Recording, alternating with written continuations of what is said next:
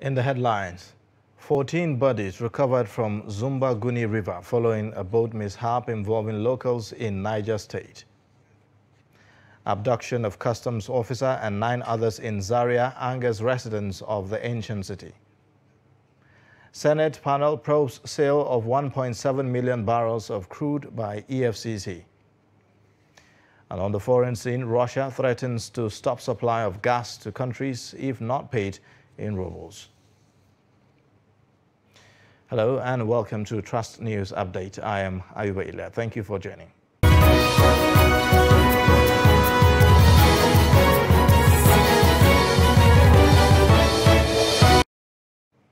And now the details. At least 14 bodies have been recovered from the Zumba Guni River in Niger State following a boat mishap involving locals fleeing from bandits.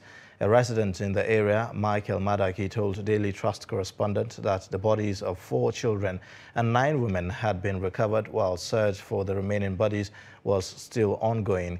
Meanwhile, Governor Abubakar Sani Bello has directed the Niger State Emergency Management Agency to immediately commence a search and rescue operation for the remaining bodies of the victims. The governor, in a statement through his chief press secretary, Mary Noel Baje, described the incident as disturbing and painful and directed the agency to also provide succor for the remaining fleeing villagers.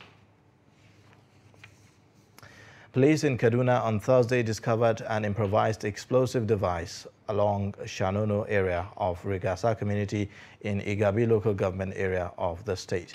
The device was concealed inside rubber bucket and dumped close to a stream by unknown persons on Thursday morning. The resident of the area, Tijani Haruna Shehu, told Trust TV that the rubber bucket was sealed with sellotape, making people nearby suspicious. According to him, there were wires connected into the bucket that was sealed. Hundreds of residents gathered from afar to witness how the device was disabled. No casualties recorded. The second device was disabled by anti-bomb squad of the state command. When my neighbor came, he said it was a bomb. I picked it and threw it in the gutter, believing that it will not explode in the water. We were at home when we heard that there was a bomb outside. We all vacated our houses, and later the community informed security agencies. We were so scared, we left our houses for shelter. The security all asked us to leave our houses because it was about to explode. I was coming at about 9:23 a.m. this morning. I now saw women with children running from the community called Kone Shanono in Regasa area. So I have to stop and ask what is happening. And one woman was narrated to me that they saw bomb in their area. That is why the security personnel asked them to vacate. Now, the last has not been heard of the Abuja-Kaduna train attack as a victim of Kaduna-bound train attack narrate her ordeal to Trust TV. As we were moving, so we just had as in the train just marched, as in, I don't know if it's bomb or something. So all of a sudden the train just moved from its normal route. Then we just started hearing gunshots from nowhere all over this thing. So that was how the flying bullets just touched me. I did not even know that it was a bullet because everybody was just shouting. We just lie down on the floor. Before you know it, they have even break the train's door and they even entered. I did not even notice that it's me. I thought it was a dream safe because I did not even believe all what is happening until I saw myself at the hospital. Sitting next to the window, I was sitting that chair I was sitting at the edge. One man was sitting inside, but our middle was empty. The man, did you survive? I did not even know because even my bags, everything, I've lost everything now. It's only me and myself and my phone. It's the one soldier, it's the soldiers that rescued me. Before the soldiers rescued me, there was someone in the train that tied my leg with something. Yes, as we heard, they said that they have cleared all our bills. Yes, but the X-ray, they did X-ray yesterday. They still collect. It was my dad that paid for it. But after that, everything that we have been doing, they didn't ask for anything as of now. The ones I saw inside the train, they were not up to 5. The ones I saw inside the train, but there were some outside shooting. So I can't say there are how many. The cops that I saw inside the train were just 2. But some people say that there are plenty of people died. Yes, but the ones I saw with my own eyes is 2 people. Yes. Sorry, can you tell us the age group of the kidnappers? Are they from 30 years or 40 years? 18, 19, 20. They were young guys.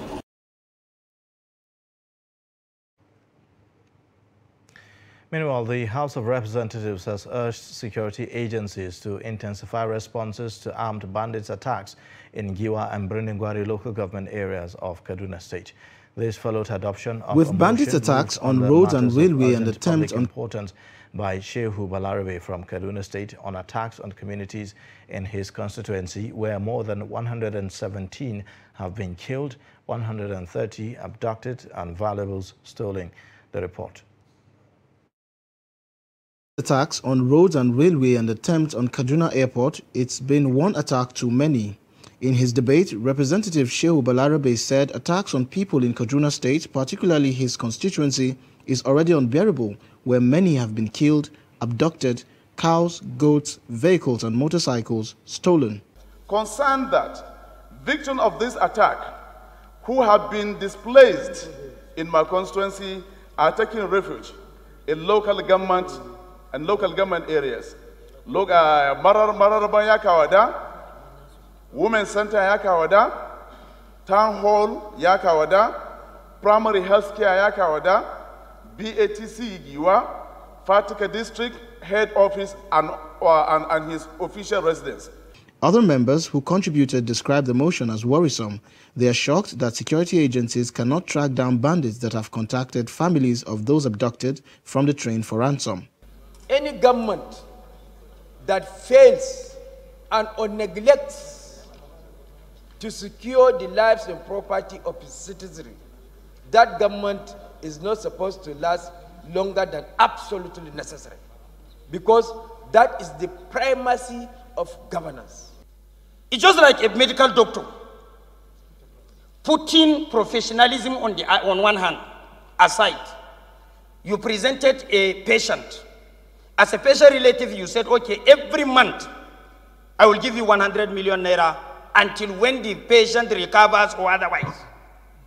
The doctor will make sure that particular patient did not die, and he will continue to maintain that he did not recover, because he will keep on tapping the money. It's a simple analysis, and every simple person can understand.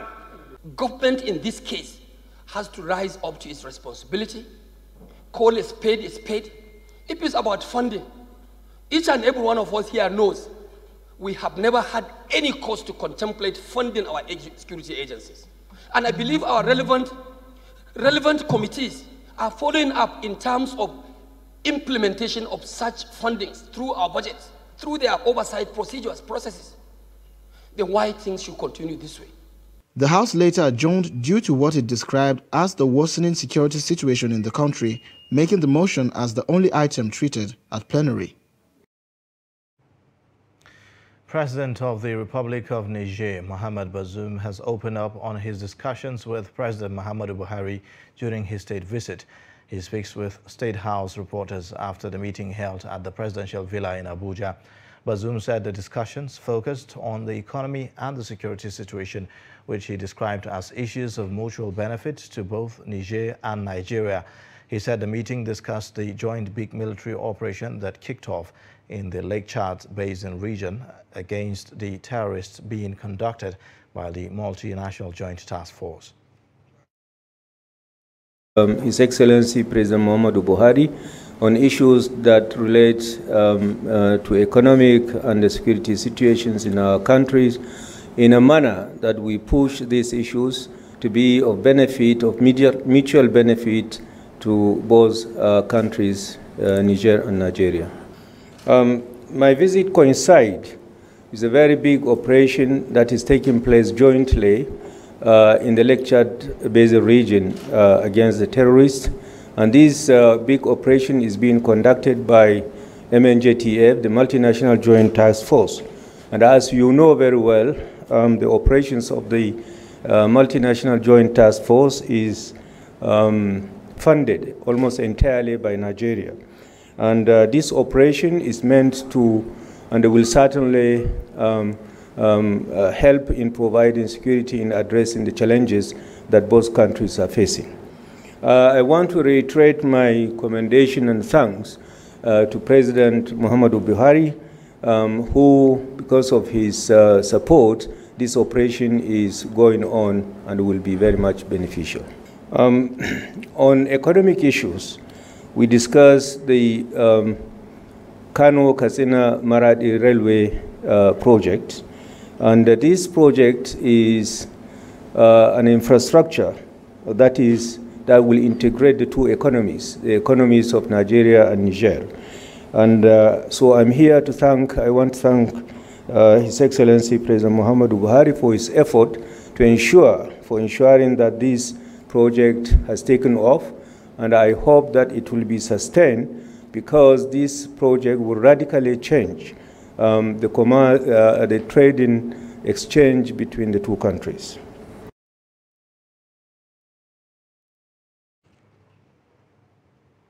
Former governor of Anambra State and running mate to the People's Democratic Party presidential candidate in the 2019 election, Peter Obi, has picked the party's nomination and expression of interest forms to contest for the 2023 presidency. Obi is now set to contest against his former boss, ex-Vice President Atiku Abubakar, who had earlier obtained form to vie for the same position. The form is reportedly purchased by the like minds for him.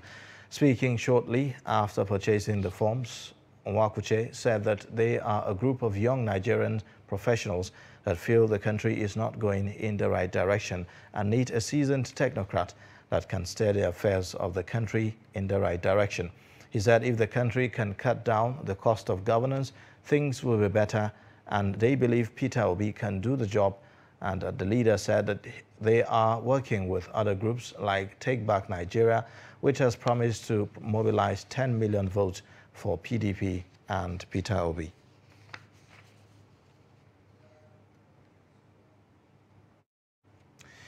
The Senate Committee on Finance has launched investigation into the alleged sale of seized 1.7 million barrels of crude oil by the Economic and Financial Crimes Commission. The Director of Operations of the Nigerian Navy, Rear Admiral Shola Oluwagbire, had in an interactive session on revenue leakage in the maritime sector yesterday, told the panel that the crude barrels were seized by the Nigerian Navy between 2021 and the first quarter of 2022 from oil thieves. He told the committee that the seized vessels were handed over to the EFCC since the Nigerian Navy was not a prosecuting agency. When asked the whereabouts of the confiscated crude by the committee's chairman, Solomon Olamilekan Adiola, Oluwagbire said that the anti-graft agency had disposed of them. The Minister of Finance, Zainab Ahmed, when asked if the proceeds of the sales had been remitted in the Federation account, said she was not aware on how the seized products were handled. You're watching Trust News Update. Coming up shortly. Women compete in Abuja black market. Details and more shortly.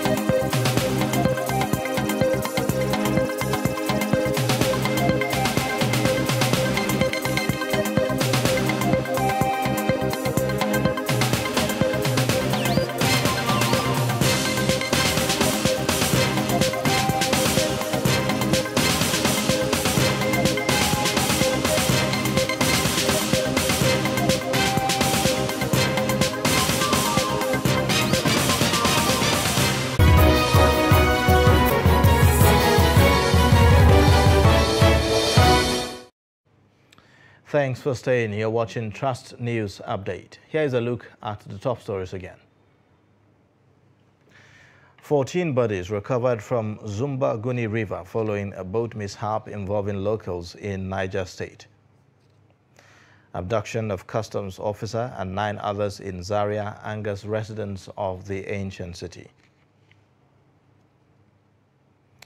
In other news, over 3 million children and pregnant women in Zamfara State will benefit from health interventions the state government is providing to prevent outbreak of polio and tetanus. Executive Secretary, Zamfara State Primary Healthcare Development Board, Dr. Ismail Tukur, said that the aim of the intervention is to further build the immune system of children and women. The report. Zamfara State embarks on 5 days campaign against polio, tetanus and neonatal and infant mortality across the state, with a view to boosting immunity of 2 million children and 1.5 million women of childbearing age. The Executive Secretary, Zamfara State Primary Healthcare Development Board, Dr. Ismail Tukur, said the health interventions are being carried out simultaneously in the state, such as vitamin A, child spacing services, among others. He said there is a little resistance against polio and child spacing services because relevant stakeholders, including traditional rulers, have been helping to mobilize residents within their domains to allow women and children accept the free health services the state government is providing to protect people. Yeah, for the campaign, the OBR, that's the outbreak response that we are talking about on the 5 population, we are looking about 2 million children. Yes, we are looking about 2 million children, while for the MNCH week, we are putting together the women and children. So if you look at women of childbearing age in the population, they constitute about 20%. And 20% of our population of about 5.7%, 5.7 million, you find out that we are talking about another 1.6 or 1 million thereabouts. So if you add about 2 million plus this 1 million, totally we are targeting about 3-point-something million people. The state nutritionist Ismaila Umar visits some rural communities in Bungudu and Maru local government areas of the state to monitor and assess the level of compliance. He speaks on what he observed. It is impressive because, as you can see, as I'm moving with you to supervise the program, we have visited some communities and we have seen how our team members are giving the intervention to our children, which is very impressive. We went to Purpuri, and then from Purpuri we moved to Bungudu, and then from Bungudu we came down to this place, Maru local government, which is just very impressive. The Executive Secretary commends relevant partners and stakeholders in ensuring the success of the health interventions to safeguard the lives of children and women in the state. Fuel scarcity has forced many to stay in long queues and even sleep over for hours. This comes as an advantage for black marketers to redeem in thousands, predominantly male-dominated. The story this time around captures women on the streets of Abuja persuading motorists to buy fuel from them. Zainab Bala captured this.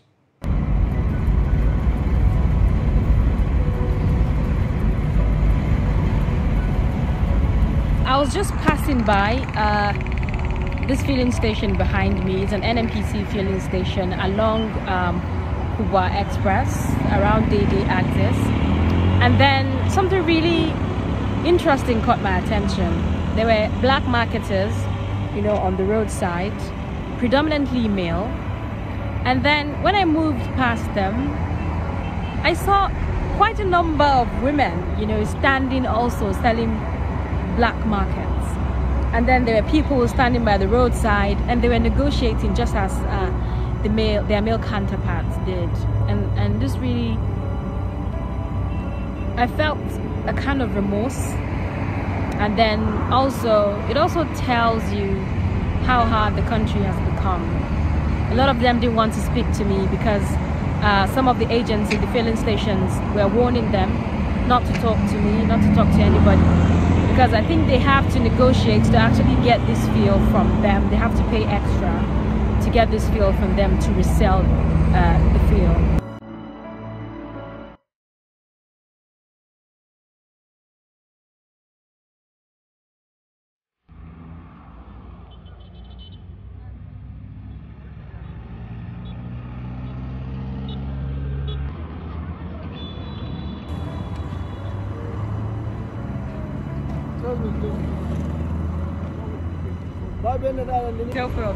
See why they talk like this now? No money now, we are hungry.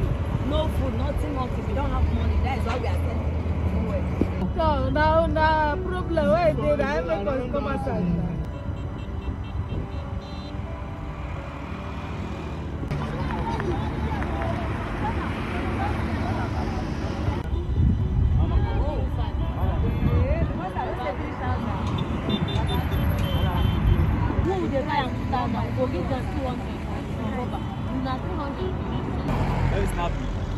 Yes. For me or for yourself? You need a snapper now.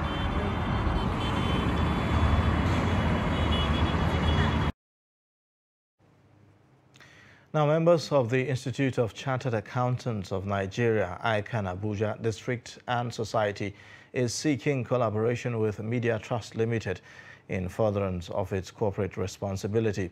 Members of the professional body on a courtesy visit to the media house observed that partnership will benefit both organizations as it will foster a stronger tie through capacity building. A new scheme set to be implemented by ICAN titled Catch Them Young at primary, secondary and tertiary schools to encourage young people to embrace their accountability profession will form part of the collaboration between the two organizations.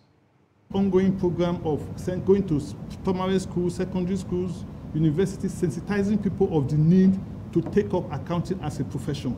And at times also, we also go to the NYSA orientation camp, so people can make up their mind to join our profession. And by joining our profession, they become responsible people in the society. So we help to build life, and we start very early. So this has involved a lot of finances. So in this area, we are soliciting your partnership that if you just put your stand there and we release the word, so the credit will come to you and the awareness also. Anywhere the documents go, your presence will actually be there. So it's going to be a win-win partnership if it's allowed by you. We will do all we can to be a good partner because communication is key in whatever you do as an institution. So please extend the hand of that partnership, and we will grab it and will support you. And take advantage of the various platforms that we are providing as far as the media is concerned. Like the children program you said you are doing, Catch Them Young. We have the only children paper in the country called Teen Trust. It's a paper that we are producing weekly, and it's aimed at catching the young ones, especially the secondary school kids. That's why we call it Teen Trust. We are expanding that partnership now by involving corporate relationship, and that's why we are here today. One of the benefits of that engagement is, by one, identify our members here and encourage the organization to empower them, develop them in capacity, in knowledge, in skills, so that they can add value to the organization. We can enhance corporate objectives of the Media Trust. And in business news, Nigeria's external reserves fell by $313 million in March, according to figures obtained from the Central Bank of Nigeria on Thursday. The CBN's figures show that the foreign exchange reserves, which commenced March 1, 2022 at $39.86 billion, fell to $39.55 billion as of March 30, 2022. Following the invasion of Ukraine by Russian forces, crude oil prices have continued to fluctuate as the global energy sector continues to experience disruptions. Brent, the crude against which Nigeria's oil is priced, which had jumped above $100 per barrel in the past few weeks, hit $120 as of Thursday. The CBN had expressed worries over the effects of massive oil theft on the oil sector and the external reserves. Also, the Nigerian National Petroleum Company Limited said that the country had lamented that the nation was not meeting its OPEC crude oil production quota lately. The governor of the Central Bank of Nigeria, Godwin Emefiele, had at the last Monetary Policy Committee meeting expressed concerns over oil production and external reserves. Emefiele, however, said that the CBN, in collaboration with the Bankers Committee, was working to boost non-oil exports through the race to $200 billion. And on the foreign scene, Russia has told unfriendly foreign countries that they must start paying for gas in rubles or it could cut supplies. Vladimir Putin has signed a decree stating buyers must open ruble accounts in Russian banks from Friday. Putin's demand is being seen as an attempt to boost the ruble, which has been hit by Western sanctions.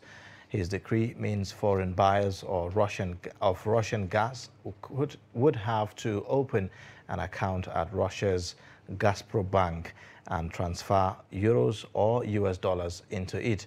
Putin said that the switch to rubles was meant to strengthen Russia's sovereignty, and it will stick to its obligations on all contracts if Western nations obliged. Germany said that the change announced by Putin amounted to blackmail. Since Russia invaded Ukraine, Western nations have issued economic and trading sanctions on Russia, but the European Union has not placed bans on oil or gas, unlike the US and Canada, as its member nations rely heavily on it. And that wraps up Trust News Update at this hour. Connect with us via our social media platforms and also subscribe to our YouTube channel to watch us live and watch more contents. I am Ayuba Ilya. Thank you for watching.